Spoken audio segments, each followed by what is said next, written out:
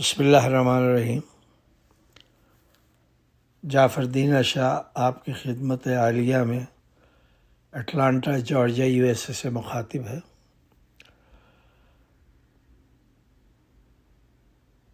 یا حی یا قیوم برحمتک استغیث، یا اللہ یا رحمان یا رحیم، ایاک نعبد و ایاک نستعین۔ آپ کی خدمت میں سلام عرض کرتا ہوں۔ آج کا عنوان ہے بندگی، زندگی، پابندگی اور شرمندگی۔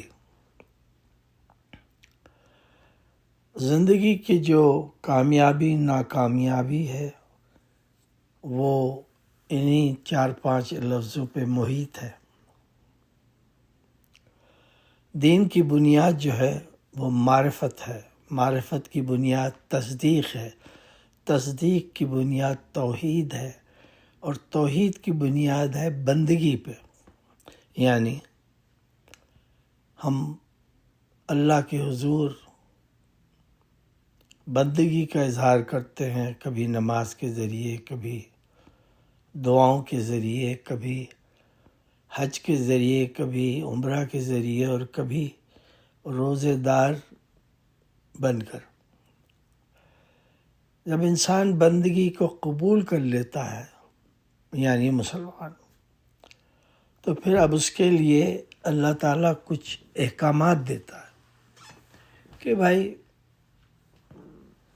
تم نے میرے وجود کو تسلیم کر لیا کہ لا الہ الا اللہ محمد رسول اللہ، یا اشہد ان لا الہ الا اللہ محمد رسول اللہ۔ اب نے یہ بنیاد ہے، آپ نے اس کو کیا، آپ مسلمان ہو گئے۔ اب اللہ یاد دلاتا ہے کہ بھئی ایک اور بھی چیز ہے جو بڑی امپورٹنٹ ہے، جو آپ کی روح ہے زندگی کی، وہ ہے قرآن۔ قرآن جو ہے وہ ہماری ہدایت ہے، کانسٹیٹیوشن آپ سمجھ لیں زندگی کا۔ اگر اس پہ تھوڑا سا بھی عمل ہو جائے تو انسان کی زندگی اور آخرت سمجھ جاتی ہے۔ ہم لوگ اس چیز کو بالکل نہیں سمجھتے، بلکہ ہم سوچتے ہیں کہ ہم نے چونکہ کلمہ پڑھ لیا بس جنت بھی ملے گی، حوریں بھی ملیں گی، اور دنیا میں کوٹھیاں کاریں بھی ملیں گی، اور سب کچھ ملے گا جو ہم چاہیں گے۔ یقیناً اللہ نے قرآن میں کہا میرے پاس آؤ، میرے پاس کیا کچھ نہیں ہے، اور کوئی کمی ہی نہیں ہے، میں پوری کائنات کو بانٹ سکتا ہوں، پھر بھی میرے خزانے میں کمی نہیں ہے، تم میری طرف آ کے تو دیکھو۔ لیکن ہم ایسا نہیں کرتے، ہم ہر در میں ہم نے انسانوں کو پوجنا شروع کیا۔ ہم نے یہ سوچا ہی نہیں کہ یہ انسان بھی ہماری طرح محتاج ہے، اور ان کو بھی ایک دن موت آئے گی، اور ہمیں بھی موت آئے گی۔ کل نفس ذائقۃ الموت۔ پھر اللہ یہ بھی کہتا ہے کہ کسی کو نہیں پتا کب، کہاں اور کن حالات میں اس کی موت ہوگی۔ موت پیچھے ہے، موت ساتھ ساتھ ہے، اور شیطان پیچھے ہے۔ اب قرآن میں جو اللہ نے کہا ہے وہ یہ ہے کہ یہ کتاب ہے، اس میں کوئی شک نہیں ہے، اور اس سے وہ فائدہ اٹھائیں گے جو تقوی رکھتے ہیں۔ اچھے انسان کی مثال اللہ نے کہا یہ وہ لوگ ہیں جو نماز قائم کرتے ہیں، ہماری ہی دولت سے، ہماری عطا کی ہوئی دولت سے رزق حلال کھاتے ہیں، نماز قائم کرتے ہیں، اور زکوٰۃ اور صدقات کرتے ہیں۔ میں نے اپنی طرف سے 2 لفظ بڑھا دیا۔ یہ پہلی ہی آیت جو ہے سورہ بقرہ کی ہے۔ اب آپ یہ دیکھیے کہ اللہ نے ہمیں جہاں پیدا کرنا تھا کر دیا. ہم مسلمانوں میں پیدا ہوئے تو ہم مسلمان ہو گئے، ہندو میں پیدا ہوئے تو ہندو بن گئے، اور عیسائیوں کے گھر پیدا ہوئے تو عیسائی بن گئے، اور یہودی کے گھر پیدا ہوئے تو یہودی ہو گئے. تو اللہ نے جو عقل و شعور دیا ہے ہمیں، وہ اسی لیے دیا ہے کہ ہم جب بڑے ہو جائیں تو ہم غور و فکر کریں. اللہ قرآن میں کہتا ہے اگر تم غور و فکر کرو تو مجھے پالو گے. ہم اندھوں کی طرح، کیونکہ ہمارے والدین نے جو بتایا ہم نے اس کو سنا، ہم اندھوں کی طرح فالو کرتے ہیں چیزوں کو. لیکن جب تھوڑے سے عقل مند ہو جاتے ہیں تو ہم مین میخے نکالتے ہیں. سب سے پہلے ہمارا ٹارگٹ اللہ تعالیٰ کی ذات ہوتی ہے. وہ ہمیں نظر نہیں آتا، اس نے ہمارے ساتھ یہ کیوں کیا، وہ دیکھ رہا ہے، اس کو تو سب کچھ پتہ ہے.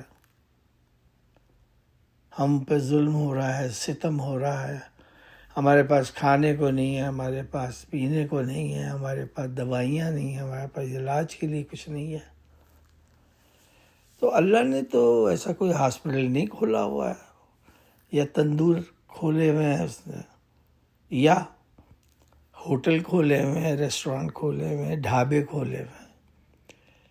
یہ مولویوں کی بتائی ہوئی چیزیں ہیں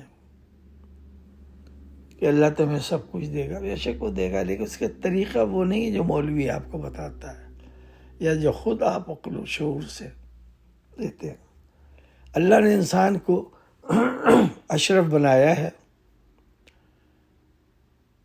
اور وہ اللہ کا خلیفہ ہے، نائب ہے زمین پہ. اللہ چاہتا ہے کہ ایک انسان جو ہے وہ محنتی ہو، وہ اللہ پہ اعتبار کرے، اس کے نبیوں پہ، یا اولو العزم جو ہے جن کو نبی نے سلیکٹ کیا وہ ان کی اتباعت کرتے ہیں، ان کی کیا نام ہے اطاعت کرتے ہیں، گھروں میں سکون رکھتے ہیں، میاں بیوی ایک اچھی عزت کے ساتھ ایک دوسرے کے ساتھ رہتے ہیں. اور جب اولاد ہو جائے تو اس کی پرورش کا ذمہ لیتے ہیں. اب اگر یہ سب کچھ نہیں ہوتا تو ترقی نہیں ہوتی. مولویوں نے یا گھڑی ہوئی حدیثوں نے یہ آپ کو بتایا کہ آپ گھر بیٹھے رہیں، نمازیں پڑھیں، آپ کو سب کچھ مل جائے گا، روزہ رکھیں، حج کریں، زکوٰۃ دیں. لیکن ان سب کے لیے پیسے کہاں سے آئے؟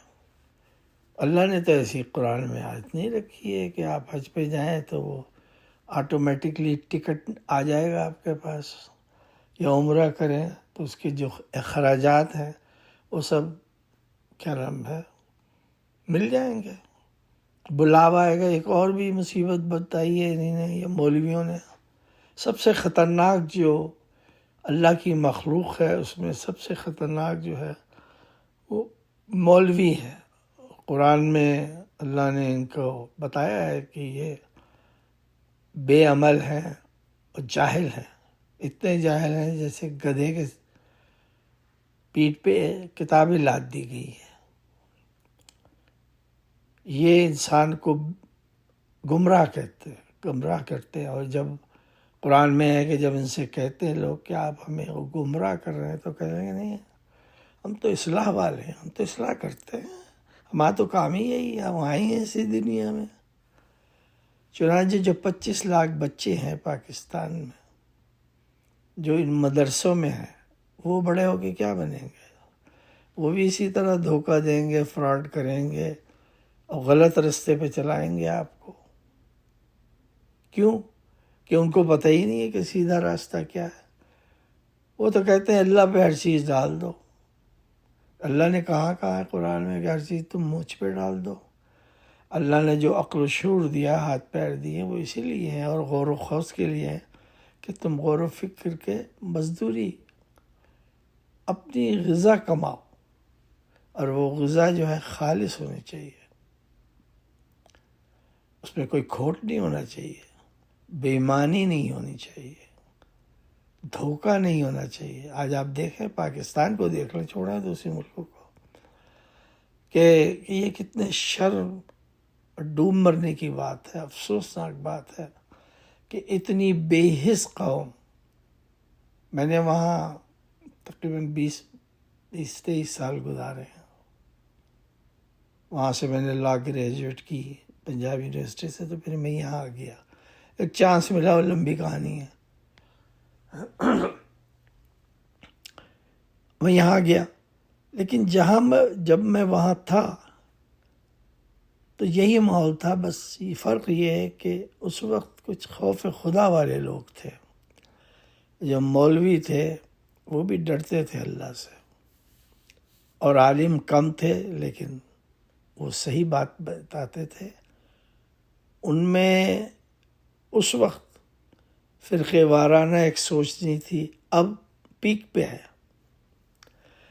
مسلمان جو ہے اپنے آپ کو سب سے سچا سمجھتا ہے، اور جو ادویاں اور یہ جو دین دوسرے ہیں، جو فالوورز ہیں اس کے، کرسچنز، یہودی، ہندو، ان سب کو وہ غلط سمجھتا ہے. سب کو کہتا ہے جہنم میں جائیں گے، لیکن بھیک انسی سے مانگتی ہے گورنمنٹ. وہ جہنمی لوگ ہیں. اگر ایک زمانے میں انگلستان میں جو لوگ جاتے تھے لندن میں تو بڑی بات تھی، اور وہ لندن میں رہتا ہے. پھر یونائٹڈ اسٹیٹ کا رخ کیا تو یہاں بھی پہنچ گئے، یہاں بھی جہالت پھیلانا شروع کر دی.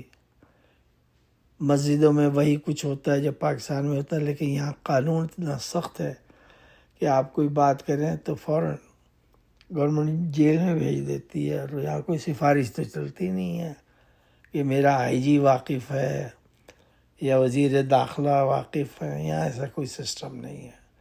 یہی وجہ ہے کہ یہاں ہر آدمی بہت سوچ سمجھ کے رہتا ہے.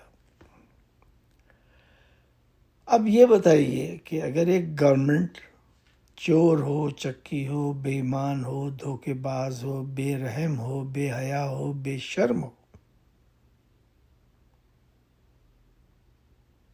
اور لوگوں پہ ظلم و ستم کرتی ہو، بلا وجہ پکڑ دھکڑ کرتی ہو،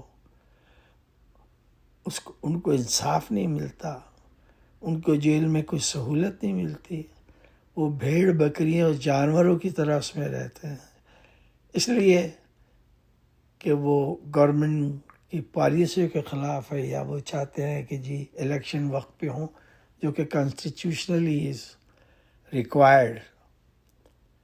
اور پھر وہاں ججوں کو دھمکیاں ملتی ہوں،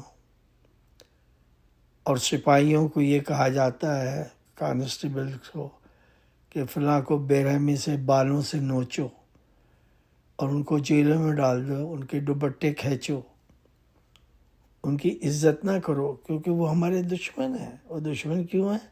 کیونکہ وہ ہماری پارٹی سے نفرت کرتے ہیں، یا ہم لوگوں سے نفرت کرتے ہیں جو چور چکے لفنگے ہیں. اب سوال یہ پیدا ہوتا ہے کس قانون میں ہے کہ ہم چور چکوں کو ووٹ دیں یا ان کو اچھا سمجھیں؟ وہ ایک لیڈی ہے، میں اس کا نام نہیں لینا چاہتا، اتنی وہ نجس لیڈی ہے. وہ ایک چور اچکا جو بھاگا ہوا ہے لندن میں، اس کی بیٹی ہے.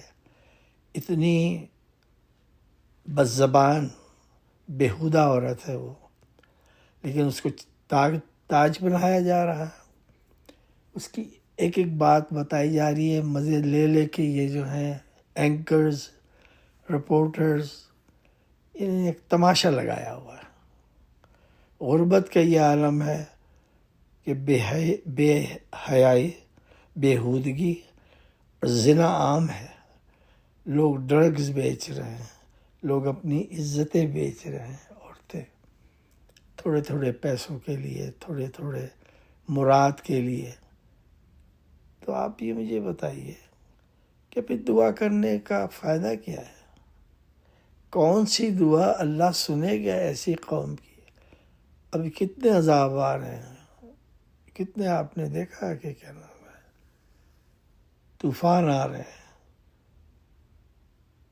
لوگوں میں نفرت اتنی پھیل گئی ہے، بیماریاں پھیل رہی ہیں، لیکن انسان کو یہ خیال نہیں آتا کہ ایسے طرز زندگی یا ایسے لوگ جو اس ماحول کو جنہوں نے پرورش کی، وہ ماحول کریٹ کیا، کیا اللہ ہماری دعائیں سنے گا؟ چھی چھی چھی، یہ سوچ ہی غلط ہے۔ اللہ تو بڑا پاک و صاف ہے، اس نے ایسا نبی بھیجا ہے کہ جس کی کائنات میں مثال نہیں ہے، اور رسول نے فرمایا کہ میں 2 چیزیں چھوڑا جا رہا ہوں تمہیں، ایک اہل بیت، ایک قرآن، اگر کے ساتھ رہو گے تو تم گمراہ نہ ہوگے۔ ہم تو سب سے بڑی گمراہ قوم ہیں۔ اجازت دیجیے، اللہ حافظ۔